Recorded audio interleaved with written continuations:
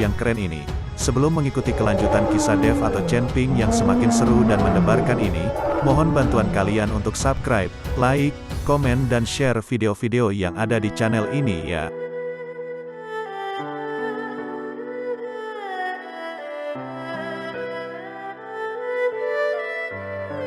Perintah Kaisar Naga bab 3074, 3075 dan 3076.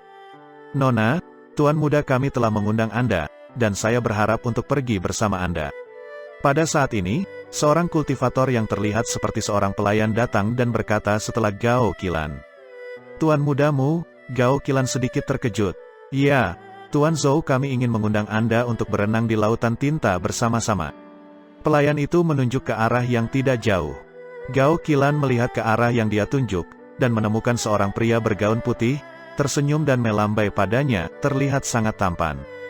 Gao Qilan ingin menolak, tapi melihat Dev mengedip padanya. Dia mengerti apa yang dimaksud Dev dalam sekejap, dan kemudian tersenyum sedikit.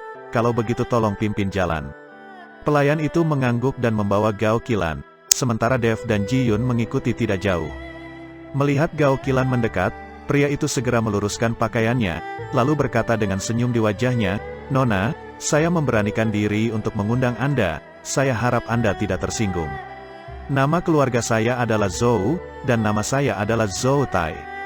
Saya tidak tahu dari keluarga mana wanita terhormat yang ada di hadapan saya. Nama saya Gao Qilan, kata Gao Qilan dengan jujur. Gao Qilan, nama yang sangat bagus, aku tidak tahu dengan siapa Nona Gao datang ke lautan tinta. Bisakah kita pergi bersama? Tanya Zhou Tai. Saya datang dengan dua kakak laki-laki saya. Saya ingin pergi dengan Tuan Zhou, tapi sayangnya kami tidak mendapatkan tiket kapal, jadi kami tidak bisa pergi dengan Tuan Zhou. Gao Qilan memasang ekspresi tak berdaya. Melihat ekspresi Gao Qilan, Zhou Tai langsung tersenyum dan berkata, kamu tidak punya tiket kapal, jadi mengapa begitu sulit? Aku akan memberimu beberapa tiket. Setelah Zhou Tai selesai berbicara, dia langsung melirik pelayannya. Dan pelayan itu membawa dua penjaga dan berjalan menuju orang-orang yang mengantri untuk naik ke kapal. Setelah melirik, pelayan itu segera mengeluarkan seorang kultivator yang terlihat lemah dan tidak kuat. Nak, serahkan tiket kapalnya, Tuan Muda Zhou kita menginginkannya. Pelayan itu berkata dengan bangga. Meskipun tiket kapal tidak disebutkan namanya dan dapat dirampok, terlalu terang-terangan untuk merampoknya di depan umum di dermaga. Terlihat bahwa keluarga Zhou harus memiliki kekuatan yang cukup diperhitungkan di tempat ini. Jika tidak, Zhou Tai tidak akan berani melakukan ini.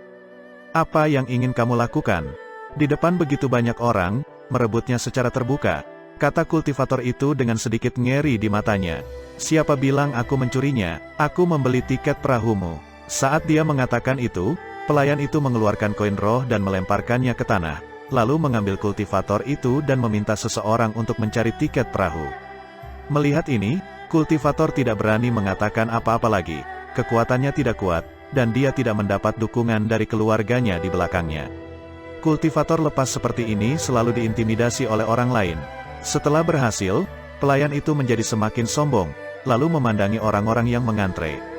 Banyak kultivator menundukkan kepala satu demi satu, tidak mau menimbulkan masalah saat ini. Pada saat ini, seorang lelaki tua yang mengenakan jubah hitam dan mengeluarkan bau busuk muncul di hadapan pelayan itu. Melihat hal ini, pelayan itu berjalan langsung ke arah lelaki tua itu. Bahkan jika dia ingin merebut tiket kapal, dia akan selalu menemukan sasaran untuk diganggu. Dia merasa lelaki tua ini mudah diganggu. Pak tua, keluarkan tiketnya, pelayan itu berkata kepada lelaki tua itu. Kenapa harus memberikannya padamu? Pria tua itu menatap pelayan itu dan menguap. Bau busuk menyengat wajahnya, menyebabkan pelayan itu segera menutup hidungnya, dan berkata dengan muram, sial, baunya sampai mati. Serahkan tiket perahumu, dan aku bisa menyelamatkanmu. Tapi tepat setelah pelayan itu selesai berbicara, tapi begitu kata-kata pelayan itu selesai, dia melihat sepasang telapak tangan hitam lelaki tua itu tiba-tiba mencuat, seperti kilat ke arah pelayan. Wajah pelayan itu berubah, dan dia tidak punya waktu untuk bereaksi, dan wajahnya ditampar. Krak dengan suara yang renyah, kepala pelayan itu langsung terlempar kemana-mana, dan dia mati seketika. Melihat adegan ini, semua orang terkejut. Tidak ada yang mengira bahwa tamparan lelaki tua yang tidak mencolok akan memiliki kekuatan seperti itu. Melihat ini, Kedua penjaga itu sangat marah dan bergegas menuju lelaki tua itu. Melihat pemandangan ini, Zhou Tai juga mengerutkan kening, ekspresinya sangat jelek. Kedua penjaga itu bergegas maju, tetapi lelaki tua itu memukul mereka langsung di dada dengan kedua telapak tangan. Setelah seteguk darah keluar, mereka langsung mati. Seorang pelayan dan dua penjaga dipenggal, Zhou Tai akhirnya marah. Dia bergegas menuju lelaki tua dengan orang-orangnya secara langsung. Berani membunuh orang-orang dari keluarga Zhou saya sesuka hati, cari mati saja. Zhou Tai sangat marah, dan aura puncak kondisi bugar keluar dari tubuhnya, langsung menimbulkan embusan angin. Angin kencang meniup topi lelaki tua itu dari kepalanya, memperlihatkan wajah kering dan keriput dengan mata cekung dan mulut cekung, seperti kerangka. Saat Zhou Tai melihat wajah lelaki tua itu, Zhou Tai yang semula geram tiba-tiba menjadi lesu dan tidak berani berkata apa-apa. Pria tua itu mendengus dingin, mengenakan topi di kepalanya lagi, dan naik ke kapal roh. Tidak jauh, Dev melihat ini, dan tahu bahwa lelaki tua ini pasti memiliki banyak latar belakang, dan kekuatannya pasti melampaui alam fit. Setelah melihat 3 orang yang tewas di tanah, Dev dan Ji Yun berjalan mendekat dan bahkan mencari tiket dari mayat tersebut. Orang-orang ini bersama Zhou Tai, mereka pasti punya tiket kapal. Sekarang orangnya sudah meninggal, jadi tiket kapalnya tidak berguna. Ketika Zhou Tai melihat seseorang mengobrak-abrik mayat bawahannya di depannya, wajah Zhou Tai memerah karena marah. Hanya karena dia tidak berani melakukan apapun pada lelaki tua itu, bukan berarti dia tidak berani melakukan apapun pada orang lain. Terlebih lagi, Dev hanya peringkat kelima dari alam pemasangan tubuh, dan Ji Yun hanya peringkat ketujuh dari alam pemasangan tubuh. Zhou Tai sama sekali tidak takut. Kalian berdua sangat berani, kamu benar-benar menyambar tiket kapalku di depanku. Aura Zhou Tai menyelimuti mereka berdua. Semua orang sudah mati, jadi apa gunanya tiket itu? Mengapa tidak kita gunakan saja, kata Dev kepada Zhou Tai. Bahkan jika aku menghancurkan tiketnya, tidak ada orang lain yang diizinkan untuk menggunakannya. Setelah Zhou Tai selesai berbicara, beberapa penjaga di belakangnya segera mengepung Dev dan Ji Yun. Melihat ini, Gao Qilan buru-buru berkata dengan keras. Zhou Tai dengan cepat menarik napas ketika mendengar ini, lalu melirik Gao Qilan dan berkata, Nona Gao, keduanya adalah kakak laki-lakimu. Iya, mereka tidak memiliki tiket kapal, jadi begitulah. Gao Qilan mengangguk dan berkata, sikap Zhou Tai berubah 180 derajat. Zhou Tai tidak peduli dengan pelayan dan 2 penjaga yang mati.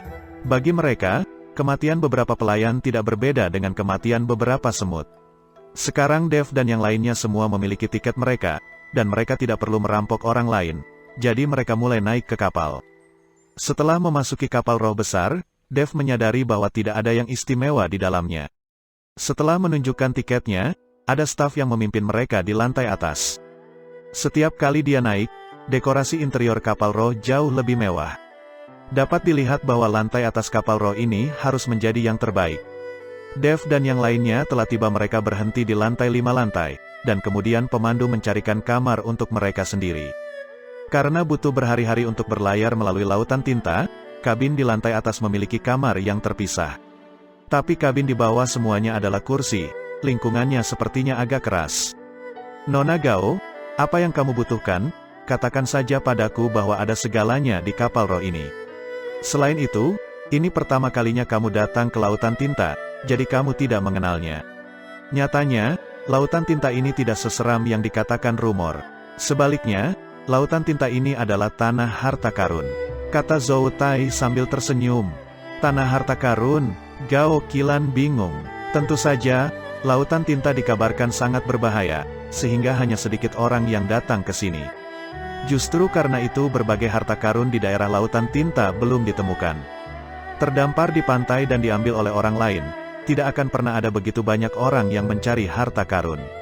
Tidak banyak orang di lautan tinta setiap tahun, dan karena berita yang disebarkan oleh orang-orang yang melihat harta karun itulah mereka menarik begitu banyak orang.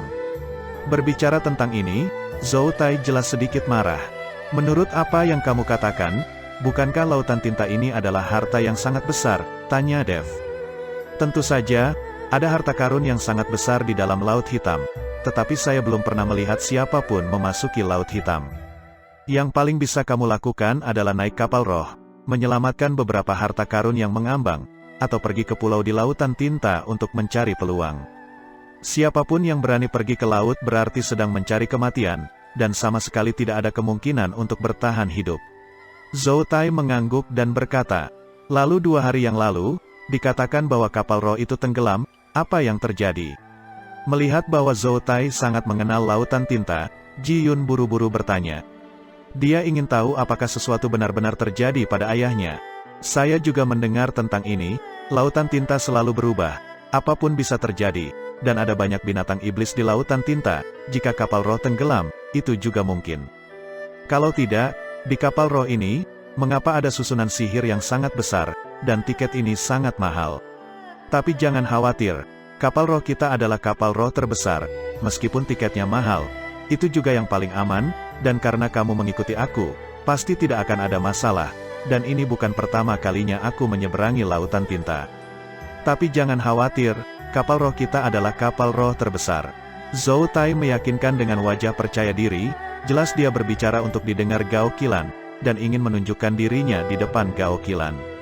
Ketika Ji Yun mendengar kata-kata Zhou Tai, hatinya menjadi semakin berat. Jika ayahnya benar-benar meninggal, masa depan Fei Tianzong masa depan akan dibebankan kepadanya. Tapi Ji Yun tahu kekuatannya sendiri, dan dia takut sekte Fei Tian akan mundur di masa depan. "Tuan Zhou, terima kasih. Saya ingin istirahat." Gao Qilan meminta Zhou Tai untuk pergi. Lagi pula, jika ada Zhou Tai ada di sini, banyak hal yang tidak bisa dia katakan. "Nona Gao, istirahat dulu. Lalu aku akan membawamu ke geladak untuk bermain. Meskipun lautan tinta ini gelap, tapi ada juga pemandangan khusus." Setelah Zhou selesai berbicara, dia memimpin orang-orang untuk mundur. Setelah Zhou Tai pergi, Gao Qilan menatap Dev dan bertanya, "Dev, jika aku wanitamu, apakah kamu masih akan membiarkanku menjual penampilanku untuk membelikanmu tiket kapal?" Dev terkejut, lalu berpikir sejenak sambil berkata, "Jangan mempermalukanku seperti itu tidak bisa disebut menjual penampilanmu untuk membeli tiket, dan kamu tidak benar-benar melakukan apa-apa.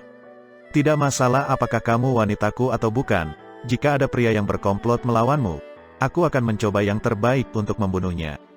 Kata-kata Dev membuat Gao Qilan tersenyum, dan merasa jauh lebih nyaman. "Istirahatlah dengan baik, kurasa Zhou Tai akan segera mencarimu. Bukankah menyenangkan bagi kita untuk memiliki satu lagi pemandu wisata gratis?" kata Dev sambil tersenyum. Gao Qilan melirik Dev. "Dev, ingat, aku mendekati Zhou Tai itu hanya untukmu. Jika Zhou Tai itu melakukan sesuatu padaku, aku tidak akan memaafkanmu." Petik 2. Jangan khawatir, jika dia berani menggerakkan jarimu, aku akan membuatnya mati. Dev berjanji. Meskipun Zhou Tai berada di puncak Fusion Realm, Dev tidak takut sekarang. Dev pergi bersama Ji Yun, dan membiarkan Gao Qilan beristirahat dengan baik. "Kamu tidak perlu terlalu sedih. Tidak ada yang tahu apakah ayahmu benar-benar sudah meninggal sekarang. Mungkin kita bisa bertemu dengannya di lautan tinta." Melihat suasana hati Ji Yun yang buruk, Dev menghibur Ji Yun. "Iya." Ji Yun mengangguk dengan penuh semangat. Dia hanya bisa mengandalkan Dev sekarang, karena ada beberapa hal yang Ji Yun tahu dia tidak bisa menanganinya sama sekali.